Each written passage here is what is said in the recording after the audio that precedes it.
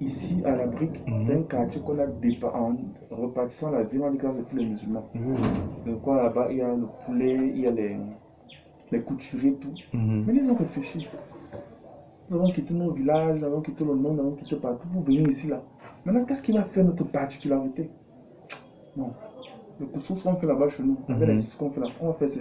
Justement. Quand les gars ont fait ça là, on fait. Et ils sont allés plus loin. En disant que bon, comme ils prennent les goûts de la pour se torcher, pour laver les mains là, ils ont mis ça dehors, que c'est nous ici. C'est la communauté. Ils ont colonisé l'endroit là comme ça. Là. Si tu vas ouvrir le fast-food à la Brique, on va demander de gagner. Vous ouvrez le McDonald's, vous ouvrez un bon restaurant où on dit qu'on mange quoi. On va faire ça à la Brique, ça ne passe pas. Les gars savent qu'on parle, on mange le couscous. On prend le 50-50. Fais l'expérience, tu vas te rendre compte que ça ne passe pas. Si tu regardes alors la Brique, dans sa tête, tu vas penser quoi? On va prendre tous les 50-50, on va partir manger le couscous. Ou bien le viande qu'ils font là, les kilichis. Oui. Donc, ils ont tellement fait que conditionnement dans leur pensée, c'est comme ça. Et ça donne à réfléchir. Comment est-ce qu'on peut coloniser? On peut coloniser un endroit, imposer aussi ce qu'on fait. Oui. Parce qu'on le fait maintenant, les gens, s'ils ont l'information que c'est là-bas qu'on mange les mets traditionnels, c'est là-bas qu'on mange les sénégalais, c'est là-bas qu'on mange tout là. Il y a des jours où on fait ça. Ça explose. Wow. C'est vraiment, c'est toute une stratégie qui est derrière. C'est pourquoi je dis qu'il faut penser.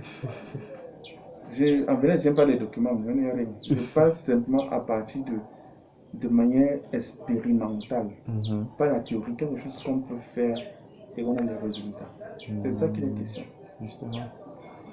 Parce qu'aujourd'hui, il y a plein de choses. Il y a plein de choses qu'il faut implémenter et analyser pour voir le comportement. C'est comme ça que les choses fonctionnent. Le business, il ne fait pas sur toute une période. Il faut donc stratégiquement évaluer pour voir quelle est la tranche horaire où le business passe plus. Les taxis le font. Le matin, si tu sors entre 6h et 10h, un taximan peut pointer toute la recette de la journée. À 16h. Oui. Le soir maintenant, entre 15h et 20h ou 22h, il peut encore faire toute la recette d'une journée. Parce qu'on appelle les heures de pointe. Oui, justement. Maintenant, si tu dis ok, tu dis un taxi qu'on va prendre de 10h à 14h, il ne peut pas te ramener l'argent. Les gens sont dans la population plutôt le matin. C'est vrai. Tu vois un peu? Oui, donc, s'il faut maintenant être exigeant, tu veux maintenant dire ok, stratégiquement, tu as le taxi, tu veux dire ok, tu donnes un chauffeur de 6h à 10h, il te donne la voiture. Maintenant, de soir, tu dis que l'autre prend comme ça là. À l'intermédiaire, là, tu peux conduire ta voiture. Ce qui fait que stratégiquement, tu pourras exactement apprécier ce que ça rapporte à cette tranche horaire. Quand tu ne veux pas réfléchir comme ça, tu vas dire que non, c'est toute la journée. Non. Tu peux te positionner, tu fais les thèmes avec que ton taxi est seulement sollicité pour le dépôt, tu fais la communication par rapport à ça. Justement. J'ai pris un taxi le matin, je vais te montrer. Un taxi quand il est parti de chez moi. Il dit que papa, tu es dans le quartier. Il dit que ça veut quitter le quartier. Il dit que donne-moi ton numéro s'il te plaît. Le gars dit qu'il a la carte de visite. Il dit que le gars l'a installé. Wow, c'est bien. Il te dit. Il m'a sorti la carte de visite. Il a mis là-bas les dépôts, déplacements. Donc tu sais que tu vas rentrer tard. À l'avant, tu l'appelles. Que le permis chercher à ce niveau-là. Il sait qu'il va partir pointer, soit c'est 3 000, soit c'est 2 500. Il travaille avec efficience pour son projet. Il y a toutes ces informations dessus. Wow, c'est très bien. Ce matin, moi je pense que c'était un taxi ordinaire. Parce qu'on voyait ça de manière ordinaire, mais il m'a proposé de rester pour ordinaire. Là, c'est vraiment. Donc aujourd'hui, c'est stratégique. Stratégique, c'est pas si compliqué que ça. C'est qu'on s'assoit, on analyse exactement les secteurs et le comportement des gens face à ce secteur, face à ce qu'ils font.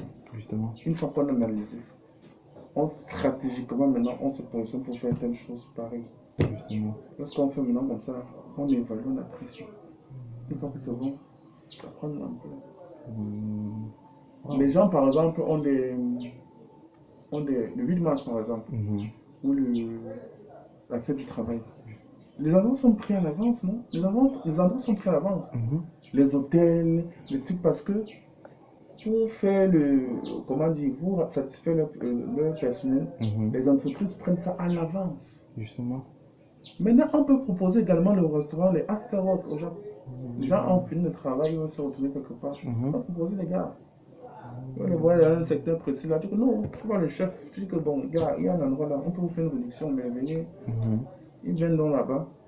Et si maintenant ça gagne en réputation, maintenant quand ils vont. Non, tu fixes les standards.